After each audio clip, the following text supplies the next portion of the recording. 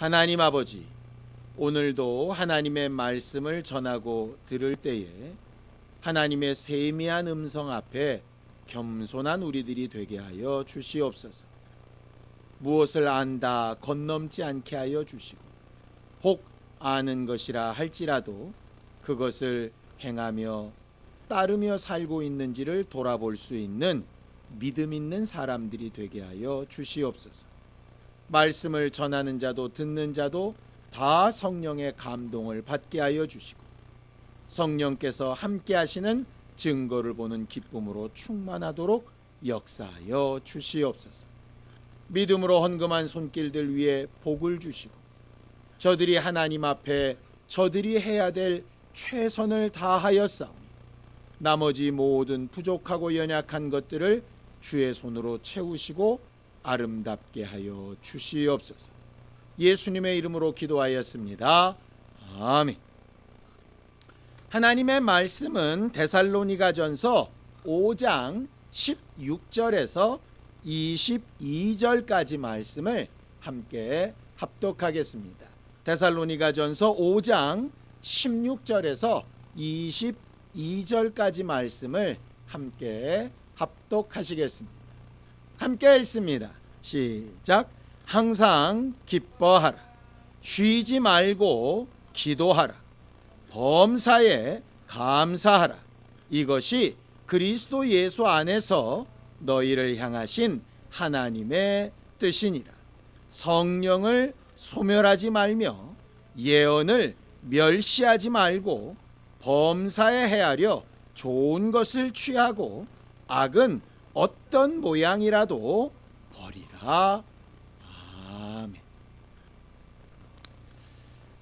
신앙생활은 내 뜻이 아니라 하나님의 뜻대로 살아가는 삶을 신앙생활이라고 합니다. 하나님의 뜻대로 살아가는 생활. 건물을 지을 때 건축하기 전에 반드시 먼저 선행되는 게 있지요. 그게 바로 설계도입니다. 설계도가 약점 없이 잘 만들어졌다면 건축은 그 설계 있는 그대로 지어져야 정상적인 거겠죠. 기술이 있다고, 나름 내가 그동안에 경험이 많다고 설계도를 무시하고 마음대로 이렇게 짓는다면 당장은 괜찮을 수 있을지 몰라도 당연히 법적으로도 문제가 생기고 안전에도 문제가 생길 겁니다.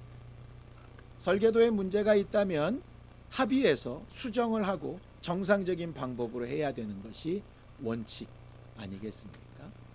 신앙생활을 할 때 우리가 반드시 따르고 그대로 되어져야 되는 그 설계도와 같은 것이 바로 하나님의 뜻이라고 하는 겁니다.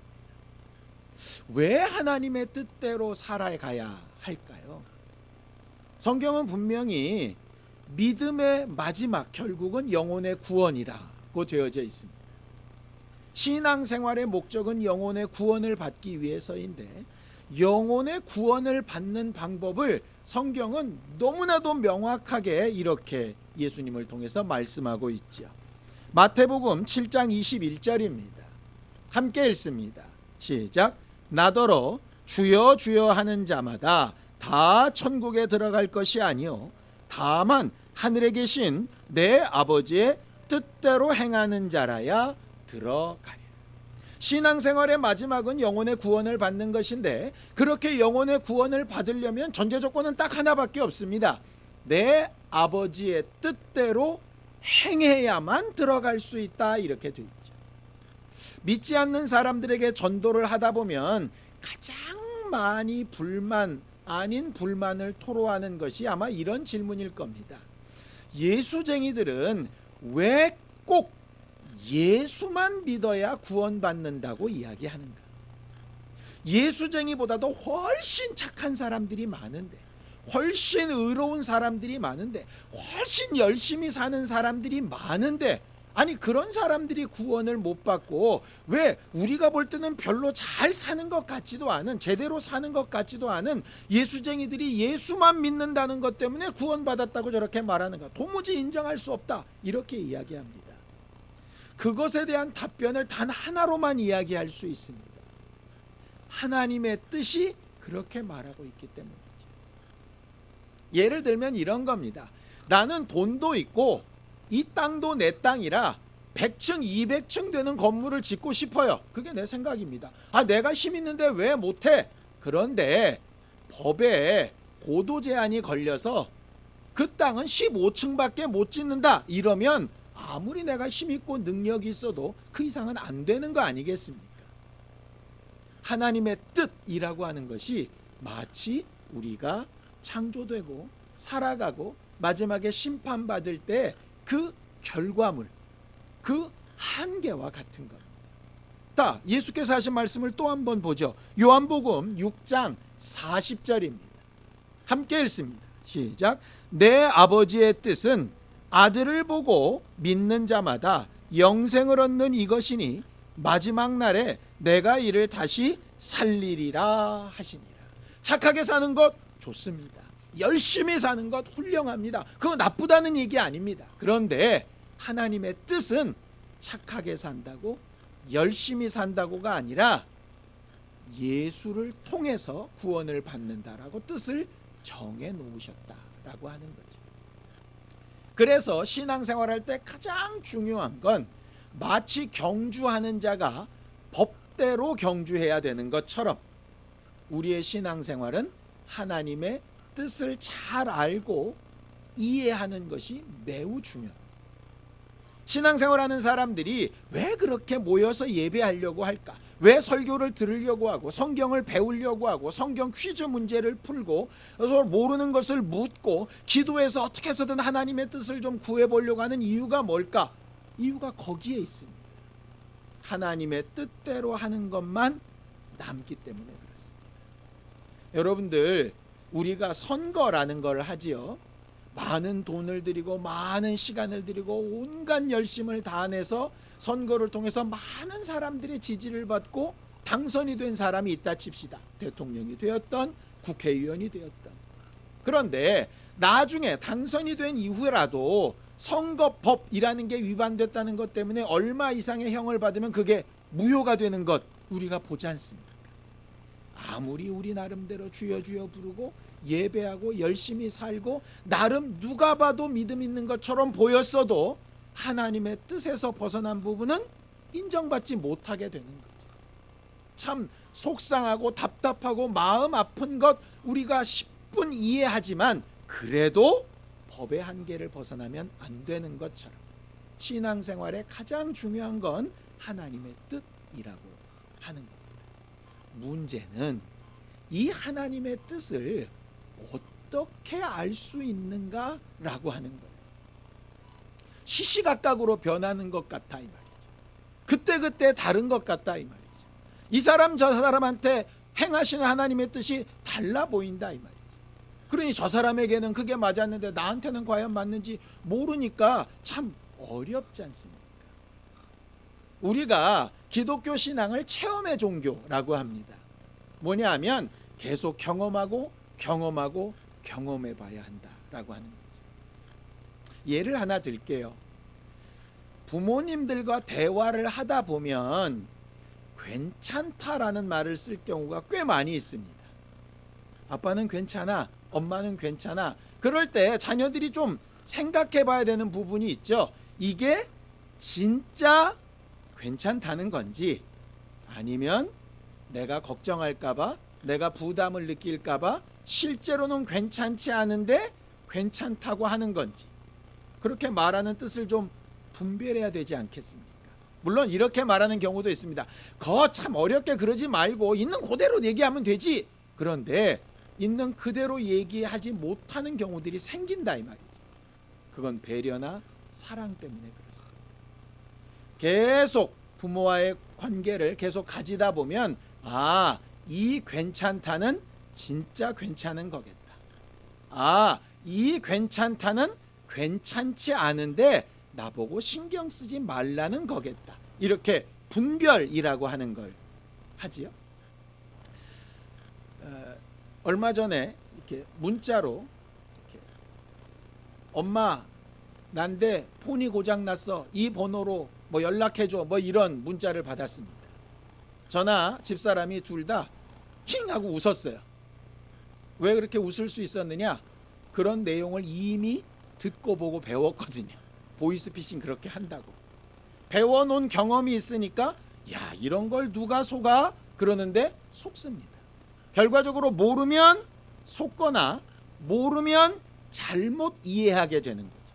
그래서 우리가 하나님의 말씀을 잘 알고 하나님이 어떤 상황에서 누구에게 어떻게 말씀하셨는지 어떤 상황에서 어떻게 하라고 하셨는지 이런 것들이 계속 데이터가 쌓이다 보면 아 하나님이 바라시는 게 이거겠다 라고 하는 분별이 가능합니다. 성경은 신앙생활 가운데서 그 분별력을 가지라고 말씀하세요. 자, 로마서 12장 2절입니다.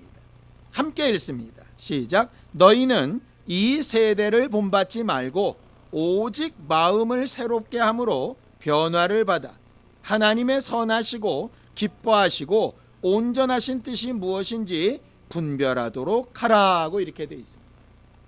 하나님에 대한 지식, 말씀에 대한 지식, 여러 가지 경험들을 통해서 아 하나님의 뜻이 지금 이런 방향이겠다, 이렇게 하는 걸 원하시겠다라고 분별해내는 것을 뭐라고 부르냐면 영감이라고 부릅니다.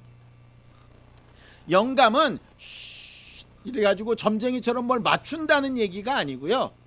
하나님의 말씀, 하나님의 마음을 이해하고 그 판단에 가까이 다가가는 것. 그게 바로 신앙생활하는 목적인 거지. 간혹 신앙생활을 하다 보면 성도들이 그래서 뭘 어떻게 하라는 겁니까? 라고 답을 달라는 경우가 있습니다. 그런데 그 답이 사실은 이런 경우 저런 경우 다르죠. 그것을 자기 상황에 내게 말씀하시는 하나님의 말씀으로 분별하고 깨닫고 순종해 나가고 경험하고 간증하는 게 신앙생활 하는 겁니다. 일종의 훈련인 거죠. 우리는 이미 예수 그리스도의 보혈과 은혜로 구원을 받았는데 왜 몇십 년 동안 이렇게 계속해서 훈련을 받을까? 결과적으로 하나님의 뜻을 더 잘 이해하고 분별하고 따라가는 일에 더 익숙해지도록 훈련하는 것과 같습니다.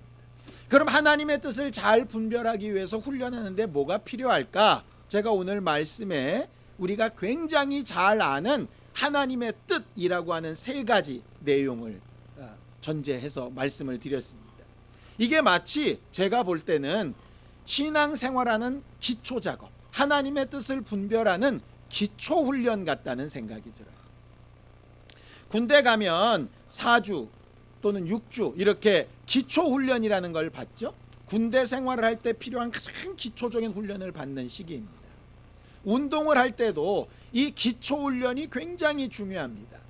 예전에 제가 중학교 때 아버지의 권유로 테니스를 배운 적이 있어요. 그런데 몇 개월도 못 타서 그만둬 버렸습니다. 왜 그랬느냐? 기초훈련이 너무 지겹고 싫었어요. 저는 테니스를 배우면 라켓을 멋지게 잡고 뻥뻥 쳐가지고 아주 TV에서 보는 그런 모습을 연출하고 싶은 거예요. 하루라도 빨리.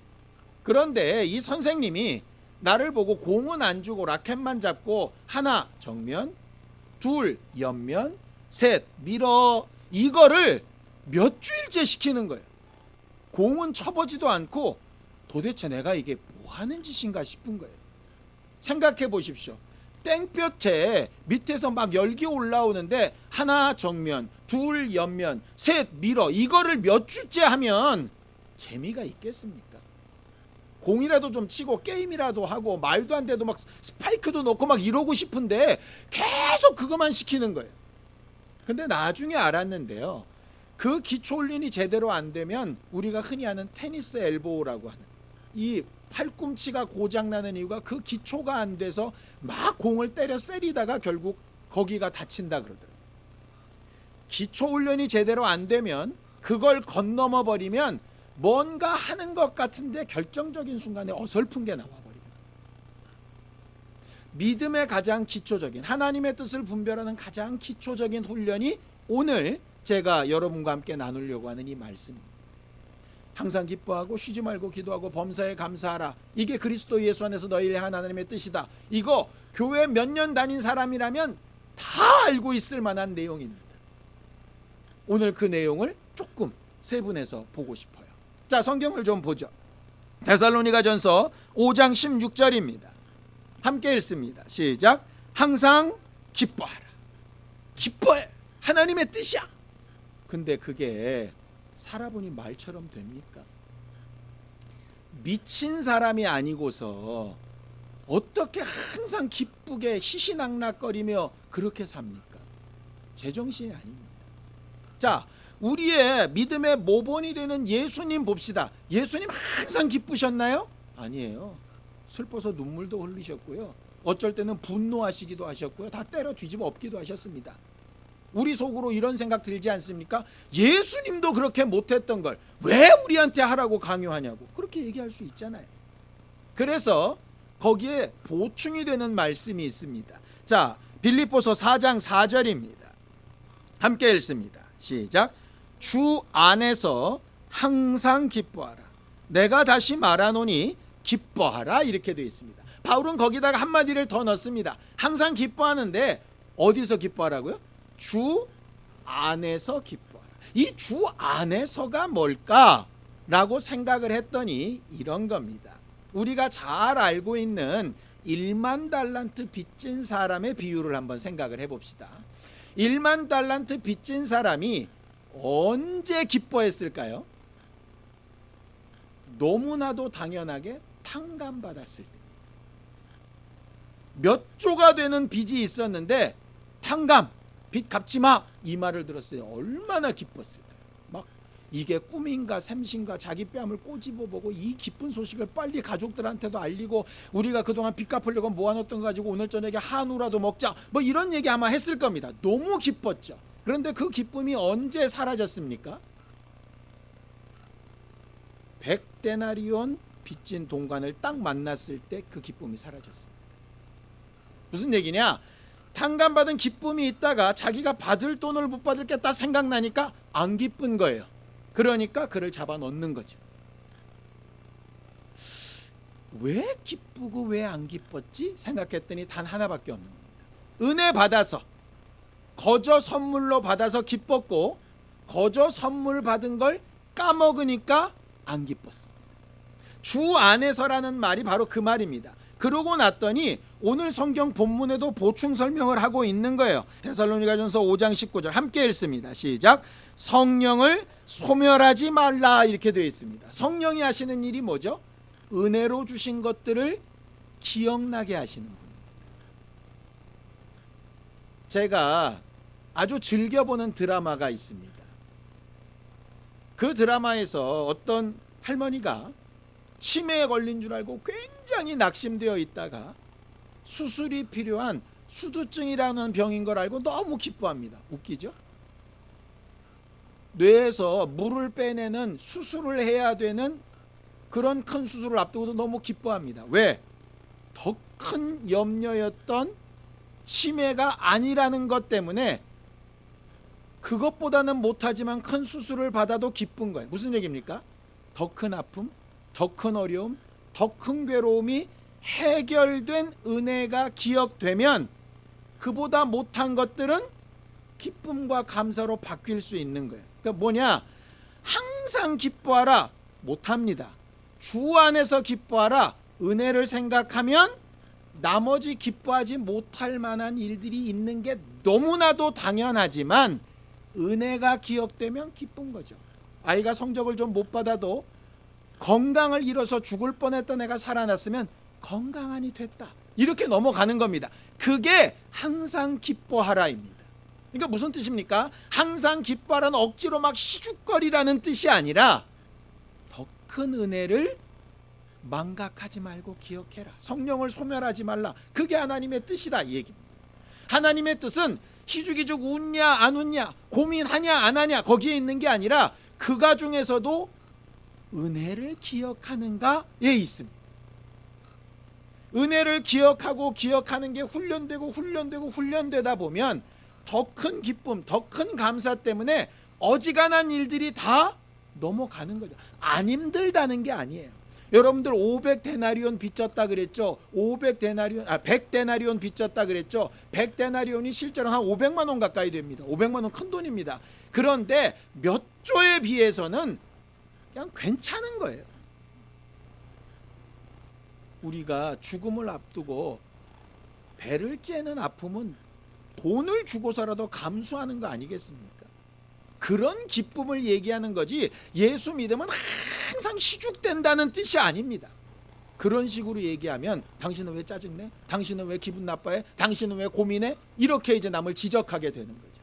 그럴 수 있어요. 짜증날 수 있고 힘들 수 있고 괴로울 수 있습니다. 그런데 뭘 기억하라고요? 은혜를 기억하는 삶을 살라. 그게 하나님의 뜻입니다. 은혜를 기억하는 삶. 앞으로 우리가 이 기초훈련을 제대로 했으면 좋겠어요. 마치 테니스의 1번 정면 봐 이렇게 하는 것처럼 은혜를 기억하는 것을 항상 다시 한번 생각하고 생각할 수 있는 우리 모두가 되기를 예수님의 이름으로 축원합니다. 두 번째가 뭡니까? 데살로니가전서 5장 17절입니다. 함께 읽습니다. 시작. 쉬지 말고 기도하라 이렇게 되어 있습니다. 꼭 쉬지 말고 기도하라 이러면 기도만 하고 있으라는 말로 오해하기 쉽습니다. 그러면 진짜 토굴에 들어가든지 기도원에 들어가든지 그것만 하고 있어야죠. 하늘만 쳐다보고 있어야죠. 그런데 출애굽기 14장 15절에 보면 홍해바다 앞에서 모세가 계속 기도하고 있으니까 하나님께서 이렇게 말씀하십니다. 넌 왜 거기서 부르짖고만 앉았냐? 백성들 데리고 홍해바다 안으로 들어가 이렇게 얘기하는 거예요. 그럼 쉬지 말고 기도하라를 뭘로 어떻게 해석을 해야 될까요? 기도하라는 말씀을 시편은 이렇게 말합니다. 시편 32편 6절입니다. 함께 읽습니다. 시작. 이로 말미암아 모든 경건한 자는 주를 만날 기회를 얻어서 주께 기도할지라. 진실로 홍수가 범람할지라도 그에게 미치지 못하리이다 이렇게 되어 있습니다. 주를 만날 기회를 타서. 이 주를 만날 기회라는 게 뭘까? 주를 만날 기회, 하나님을 찾을 기회, 기도할 기회, 기도할 때가 언제일까? 거기에 대한 보충 설명을 데살로니가전서 5장 20절에는 이렇게 말합니다. 함께 읽죠. 시작. 예언을 멸시하지 말. 여러분 그런 경우 있지 않습니까? 약속을 까맣게 까먹고 있고 집에서 이렇게 늘어져 있다가 갑자기 약속이 생각났습니다. 그럼 어떻게 되죠? 큰일 났다. 빨리 전화를 하든지 빨리 씻든지 옷을 갈아입든지 후다닥 뛰어나가든지 택시를 부르든지 뭔가 막 행동을 하죠. 기억이 안 날 때는 아무것도 행동하지 않다가 기억이 나면 행동을 합니다. 결과적으로 쉬지 말고 기도하라. 이 말은 뭐냐면 그 쉬지 말고에 무슨 뜻이 전제되어 있느냐? 약속이 생각났을 때 쉬지 말고 기도하라는 거예요. 약속이 생각났을 때. 물론 우리가 계속 매 순간 기도하며 살면 좋겠죠. 그런데 그렇지 않습니다. 근데 어려운 일이 생겼는데 하나님의 약속이 생각나요. 슬픈 일이 생겼는데 하나님의 약속이 생각나요. 내 힘으로 아무것도 할 수 없었는데 약속이 생각날 때, 그때 쉬지 않고 간격을 두지 말고 기도하라는 거예요. 그게 하나님의 뜻입니다. 처음에는 기억이 잘 안 나서 일주일 만에, 한 달 만에 이렇게 기도할 수도 있겠죠. 그런데 계속 훈련하다 보면 이제 몸이 기억하기 시작해서 그 간격이 점점 짧아지지 않겠습니까? 그런 훈련을 계속해 나가는 겁니다. 결국은 예수님처럼 새벽부터 밤중까지 때때마다 하나님 앞에 문제가 있을 때마다 기도하기를 쉬지 않는 것이죠. 그렇게 되기까지 한 걸음씩 마치 걸음마를 배워가듯이 하나님의 뜻을 분별하는 삶으로 계속 나아가는 겁니다.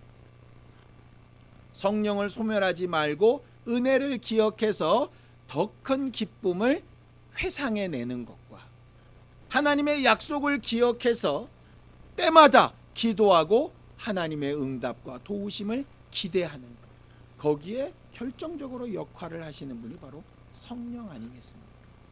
그 성령을 의지하는 삶이 그래서 중요한 겁니다. 세 번째는 우리가 잘 아는 이 말씀이죠. 데살로니가전서 5장 18절입니다. 함께 읽습니다. 시작.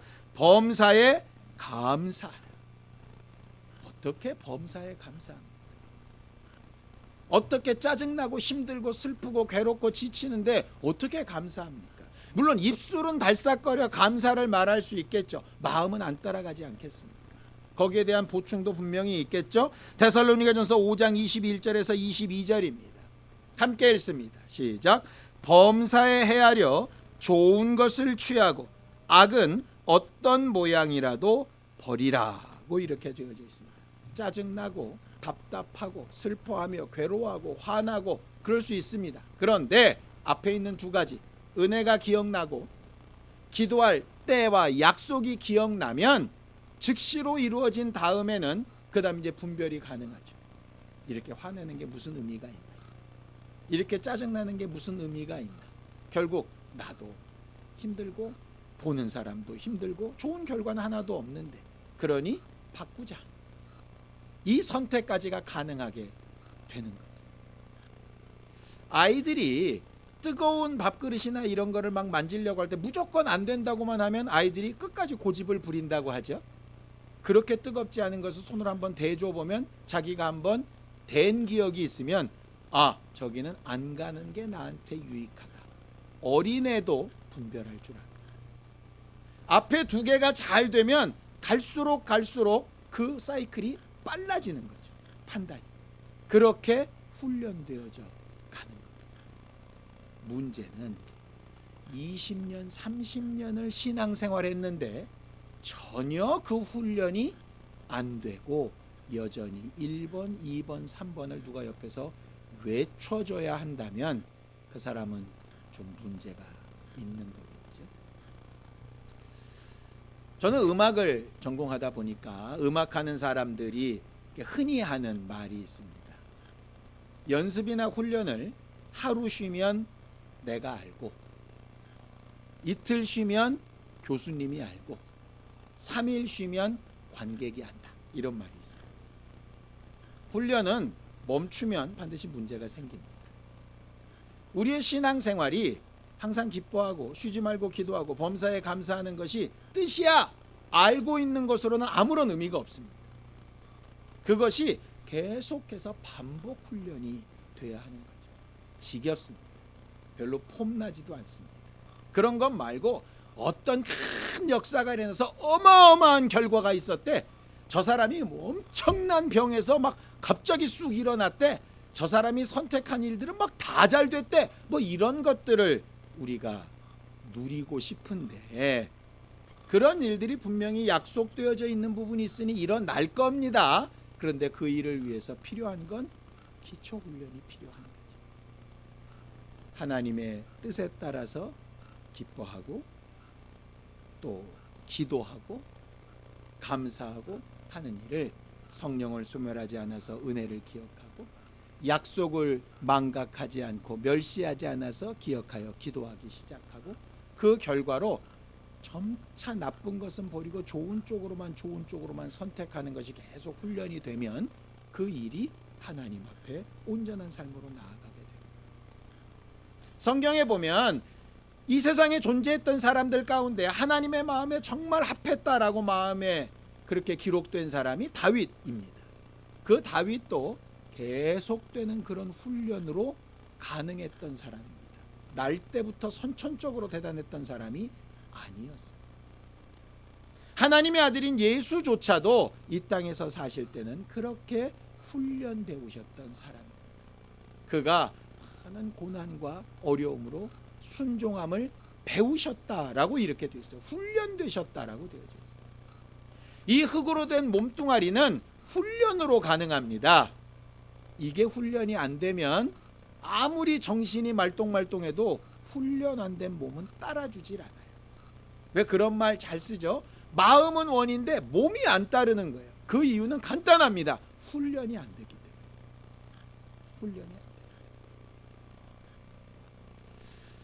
항상 기뻐하고 쉬지 말고 기도하고 범사에 감사하라를 외우지만 말고 그 안에 정말 내가 어떻게 해야 될까? 내 삶에서는 뭘 적용시켜야 될까? 이걸 좀 잘 생각하고 분별해보는 우리가 됐으면 좋겠어요. 지난 한 주간 말씀을 준비하며 생각하면서 늘 저한테 좀 부끄러웠던 부분들이 있습니다.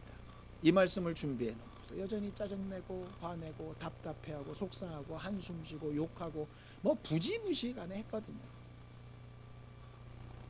하지만 계속해서 그 훈련을 멈출 수 없는 게 우리 신앙 생활이에요. 성령께서 도우실 거고 예수께서 도우실 겁니다. 함께하는 우리 모두가 그렇게 도와서 나아가야 하는 부분이죠. 앞으로의 삶 가운데 예수님만 바라보는 아름다운 삶을 이루어 나가서 마지막 날 주님 앞에 섰을 때 부끄럽지 않은 모습으로 기쁨과 감사로 나타나기 위해서 이 가장 기초적인 훈련들이 우리 안에서 계속되기를 바랍니다. 그리고 그게 온전히 훈련되지 못한 부분들을 잘 인정하고 고백하고 회개하고 바꾸려고 노력하는 우리 모두가 되었으면 참 좋겠습니다. 지금 이렇게 얼굴을 맞대지 못하고 예배하는 이런 순간들도 어찌 보면 일종의 하나님의 뜻을 각각 개별적으로 잘 분별하는 것을 훈련할 수 있는 기회일 수도 있겠다는 생각이 들었습니다. 지혜롭고 영감 있는 사람에게는 고난도 하나님 앞에 나아가는 좋은 기회가 되지요. 악하고 온전하지 못한 마음을 가진 사람에게는 굉장히 좋고 훌륭한 그런 일들도 악 영향을 미치게 되는 경우들이 있게 됩니다. 우리는 과연 하나님이 우리에게 주신 이 상황이나 환경을 어떻게 사용하고 어떻게 훈련할 것인가 한 번 더 생각해 본 우리 모두가 되기를 바랍니다. 이제 여름이 거의 다 지나가고 이제 8월도 맞바지를 향해 가지요. 굉장히 어렵고 힘든 상황을 지내고 있지만 우리는 이것이 언젠가는 극복되고 나아질 것이라고 분명히 알고 있고 믿고 있고 기도하고 있습니다.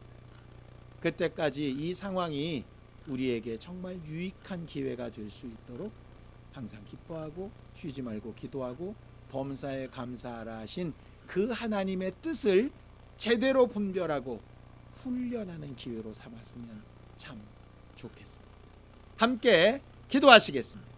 하나님 아버지, 하나님께서 우리 모두를 도우시고 인도하여 주셔서 우리의 연약함과 부족함을 아시오니 하나님 앞에 매 순간 더 가까이 나아가기를 원하고 하나님 앞에 우리가 정말 믿음의 기초 훈련을 잘 감당하는 사람들이 되게 하여 주셔서 우리가 항상 어떤 상황 어떤 형편에서도 우리가 받은 은혜, 우리가 받은 사랑, 우리가 받은 감동을 다시 한번 성령으로 기억해내고 생각할 수 있고 회복할 수 있는 심령들이 되게 하여 주시옵시고 또 때때마다 하나님의 약속이 생각나서 슬플 때나 힘들 때나 기쁘거나 즐거울 때나 하나님의 약속 때문에 기도하기를 시작하고 하나님 앞에 감사와 믿음을 고백하기 시작하고 하나님께서 우리와 함께 하시는 증거를 응답으로 얻게 되어지기를 원합니다. 그 결과로 정말 좋은 것을 선택하고 선한 것을 선택하는 그 열심과 그 모습이 우리 안에 계속 쌓여지고 쌓여져서 하나님 앞에 서게 되는 그날에 부끄러울 것이 없는 일꾼으로 설 수 있도록 도우시고 인도하여 주시옵소서. 하나님 아버지, 우리를 도우셔서 지금까지 배우고 익힌 하나님의 말씀이 생각나 은혜가 기억되는 사람들이 되게 하여 주시고 또 하나님의 약속이 기억나는 사람들이 되게 하여 주셔서 기뻐하고 감사하는 것으로 하나님 앞에 더 나아가는 우리 모두가 되어지기를 원합니다. 여전히 연약하고 부족하고 모자라지만 하나님의 도우심과 은혜와 긍휼을 구합니다. 하나님께서 채우시고 붙드시는 것으로 새 힘을 얻고 다시 한번 시작할 수 있는 용기와 담대함을 얻을 수 있도록 우리 모두를 도우시고 함께하여 주시옵소서. 예수님의 이름으로 기도하였습니다. 아멘. 이제는 우리 주 예수 그리스도의 은혜와 하나님 아버지의 극진하신 사랑과 성령님의 감동하시고 함께하시는 분명한 증거가 하나님의 뜻을 잘 분별하며 순종하여 살기를 원하는 우리 모두 위에 이제로부터 영원까지 함께 있을지어다. 아멘.